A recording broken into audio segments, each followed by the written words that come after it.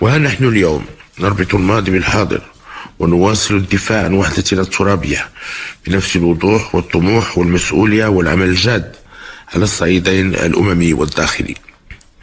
ويتجسد هذا الوضوح في المبادئ والمرجعيات الثابتة التي يرتكز عليها الموقف المغربي، والتي حددناها في خطابنا بمناسبة الذكرى 42 للمسيرة الخضراء، وهي نفس المرجعيات التي تؤسس لعملنا إلى اليوم.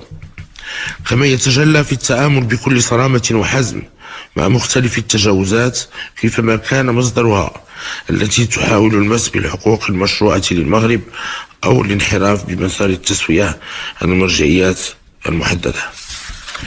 أما الطموح فيتمثل في تعاون المغرب الصادق مع السيد الأمين العام للأمم المتحدة ودعم المجهودات ببعوثه الشخصي قصد إرساء مسار سياسي